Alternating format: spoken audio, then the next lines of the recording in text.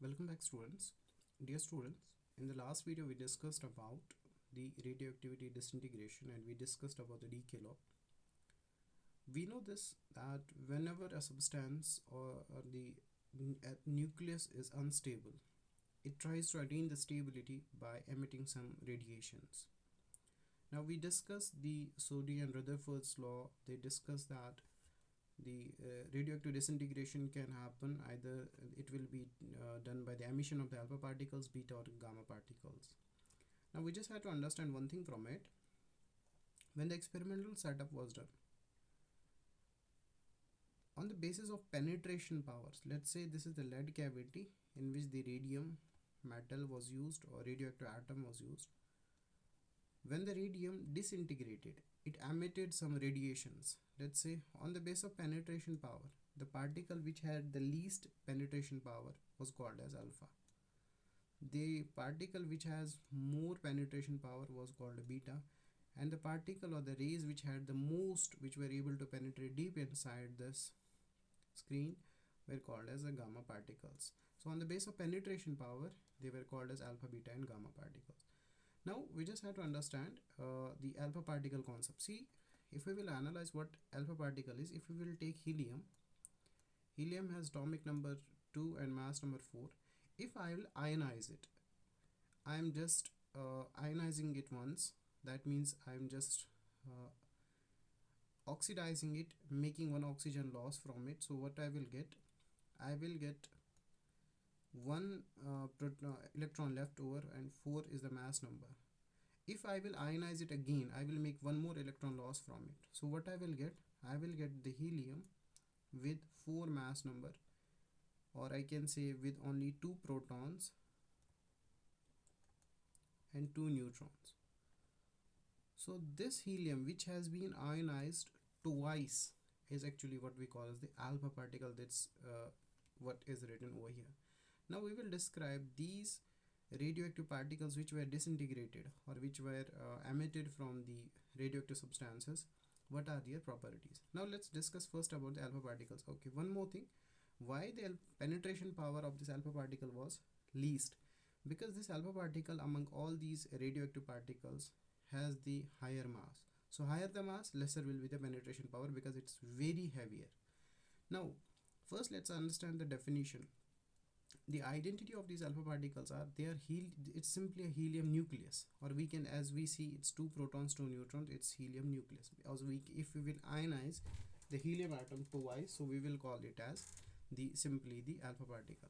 Now if we will understand the beta particle, so okay, let's discuss first about the alpha particle. As it has 2 protons, so we can say alpha particle has 2 units of charge, or we can say it has 4 units of mass. That's why it is what we can say heavier. So 2 units of charge, the main unit, functional unit of charge is the proton, and the functional unit, like it has only protons, so we can say 4 units of mass of proton. So the charge is 2 unit, mass is 4, and generally being heavier in mass, it has a speed 10 to the power 7 meter per second. Kinetic energy range was this much.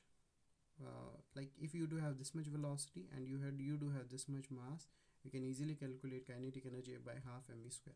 Now as I told you here, the alpha particle was not able to penetrate deep inside, so we can categorize the penetration power as 1 for the alpha. Let's say it was able to penetrate only 1 centimeter. The beta particle was able to penetrate 100 centimeter. That means the penetration power of beta particle is 100 times more than that of alpha particle. Now if we will compare same with the gamma particle, the gamma rays were able to penetrate 10,000 centimeters or 10,000 millimeters. If we will see centimeters, so let's say centimeters. So we can say that the gamma particle has a penetration power of 10,000 times to that of penetration power of alpha particle. Now this was the kinetic energy range. Now one more important point, do remember the substance which has higher penetration power will have lesser ionizing power. Why so?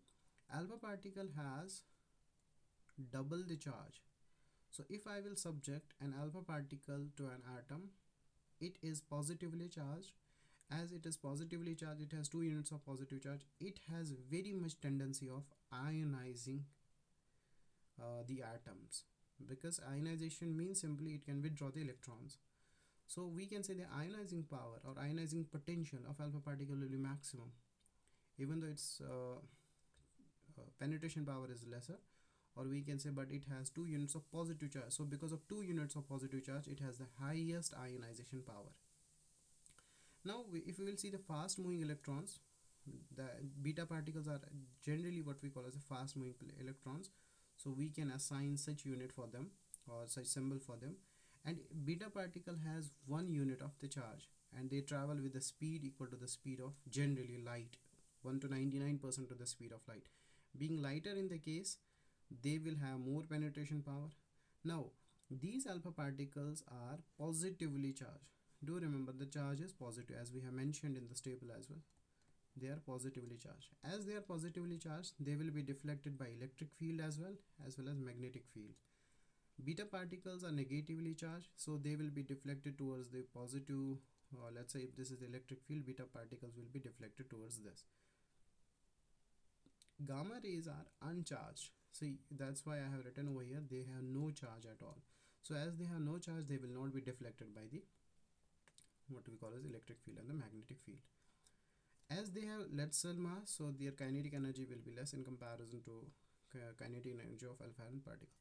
Now whenever there is energy spectrum, the energy spectrum of alpha particles and gamma particles will be same. Do remember, this is one of the similarity. Important point, the energy spectrum will be line and discrete. You know the line and you know the discrete. And in case of beta particles, there is the continuous energy spectrum that we have discussed in detail in the classes. Now when this alpha particle is subjected to matter, like when there is chemical reaction, it will generate heat. This will also generate heat because of this kinetic energy, because of this greater velocity. And moreover, these gamma rays have the same properties to that of electromagnetic waves. So if they have property of electromagnetic waves, they can show dual nature. Photoelectric effect is the tendency of particle nature. Compton effect, same. Pair production, also same. Now if we will understand when there will be decay, how the equations of decay will go on. This is very important from the exam point of view. Suppose this is an atom, it has the mass number A, atomic number A, it undergoes alpha particle. Whenever there is alpha decay, the mass number will be reduced by 4. As you can see, it has been reduced by 4, and atomic number will be reduced by 2. Now this is, suppose this was one alpha particle. If there are n number of alpha particles that are being liberated, so if we have to calculate the number of alpha particles, this is, you can just use the simple formula. This is the original mass, A is the initial mass, A dash is the mass number after alpha decay. Now in case of beta particles, you will simply use this equation, and in case of gamma rays, whenever there is gamma decay, no as such the alpha new substances produced, that we know. And in case of this beta decay, what you will be observing, there is the production of positron as well, that we have discussed in class in detail.